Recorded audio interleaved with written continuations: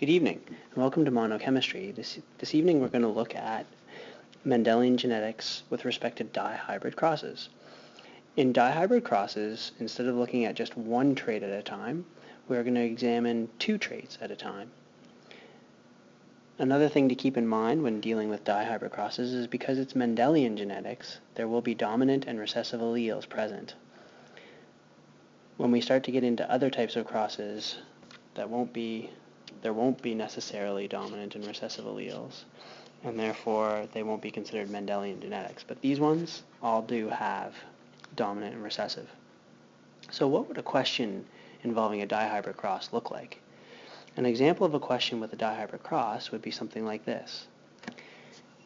A pea plant that is homozygous for both round seeds and yellow seeds is crossed with a pea plant that is heterozygous for wrinkled and green seeds. What are the expected phenotypic and genotypic ratios of the offspring? So in order to solve this type of a question,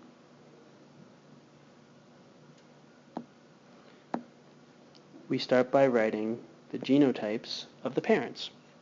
So the question said that the first parent was homozygous for both round and yellow. Now, in case you don't remember, round is dominant to wrinkled, and yellow is dominant to green in terms of pea color. So the very first thing I would do, step one, undo that, sorry. Step one is identify the alleles.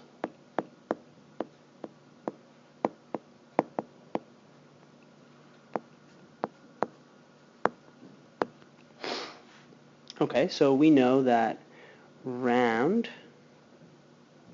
is dominant, so we'll call it big R. Little r is going to be wrinkled.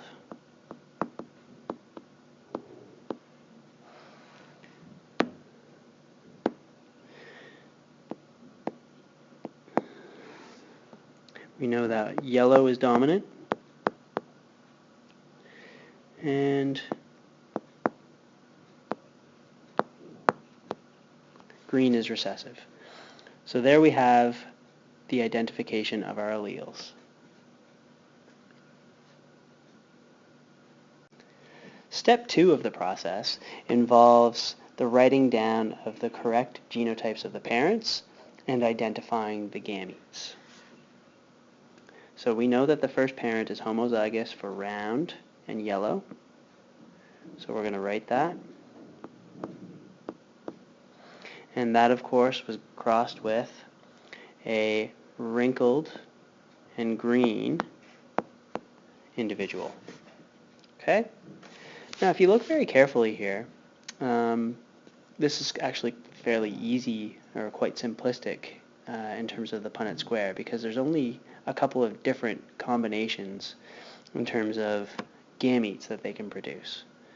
All right, so if you, and this is a process that I would recommend doing, if you just put brackets around the homologous alleles, okay, so the alleles that are similar within the genotype, like this,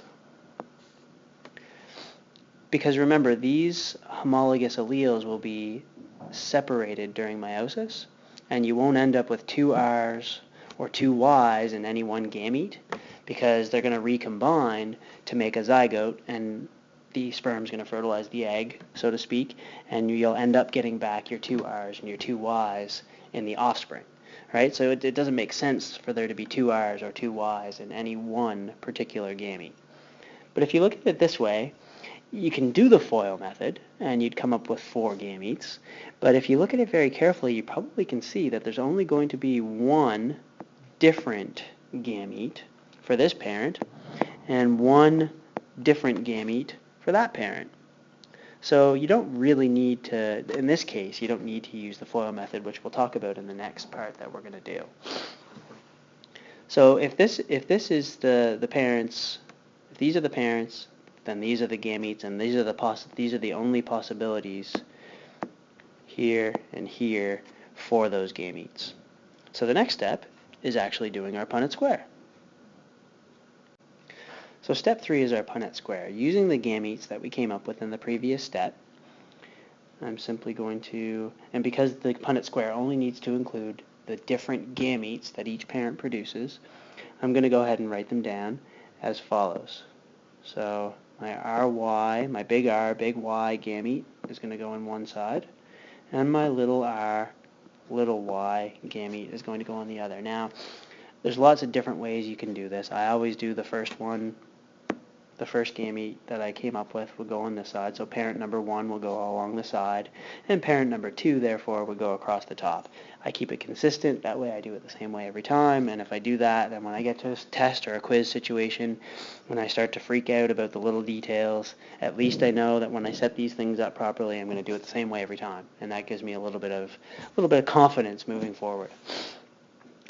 Now, when you rewrite these, it's important also, I think, to rewrite them in the same fashion that we had before. We started with R's and we finished with Y's in our previous genotype, so I think it's important to do that here. It's also important to continue to write the dominant, if there is a dominant one, first. So there's a big R and a little r, and a big Y and a little y. And that makes it just keeps it consistent and allows you to see very quickly. So what would the phenotype of this genotype be? Well, basically, because this is the only gamete that this individual can produce, the first parent can produce, and this is the only gamete that the second parent can produce, this is the genotype of all of their kids, no matter what, with respect to these two traits, of course. Now, what does that equal? Well, that's 100% round and yellow. That's 100% round and yellow. Very straightforward. All right, we're going to try a slightly more complicated one now, and we're going to actually do the F1 cross, which would be the cross between two of these individuals, okay? So let's just make note here. This would be the F1 generation, F1, right? They came from the parents, the first filial generation, and then we're going to move on and we're actually going to cross two of the F1s and come up with an F2 generation. All right, when doing this cross, the F1 generation going into the F2, it's important that we actually look very specifically at the gametes. And anytime you have heterozygous individuals like we do here, they're going to produce the maximum number of gametes that you can get for this type of cross. Okay, so each individual is heterozygous. So that's actually going to mean that I'm going to get, in this case, 4 different gametes for each parent, which means I'm going to have to do a 4x4 Punnett square, which is a big Punnett square. So let's just quickly go through the process of determining the gametes for this. So again, I would go ahead and I would put brackets like so around my what I call the homologous alleles, just to keep it consistent with what we learned about in meiosis. And remember, these are going to separate independently, and you're never going to end up with 2 R's or 2 Y's in any one gamete. Okay? Now, this is not something that is necessarily condoned by biologists, but for the sake of coming up with the right gametes, I find that this works. So what we're going to do is I'm going to pick 4 different colors here. We're going to foil.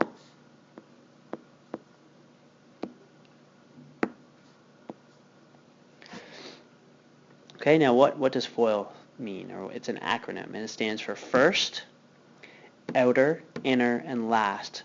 People use it all the time in math when they're multiplying through with binomial kind of situations, like with quadratics.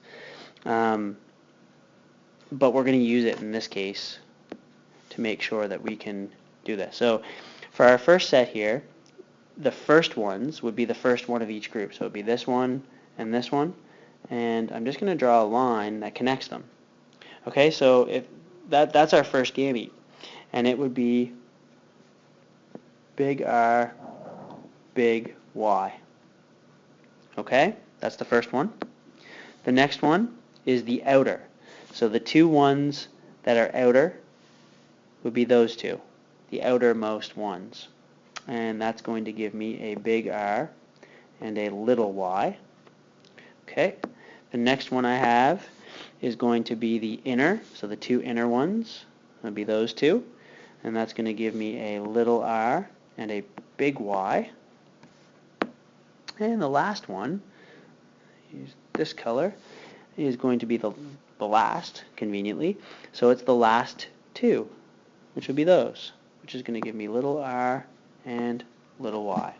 Okay, so that shows all the possible combinations for that I'm going to get. Now, eventually, once you get the hang of it, you won't have to draw all these lines across your page. You'll see that there are 4 gametes, and they're all different combinations of the r's and the y's. Okay, so that's that side. But essentially, because the both parents are exactly the same, the gametes on this side would be the same. So it'd be the same as the other parent. Okay, and because I already showed the work for that, I don't think I need to show it again.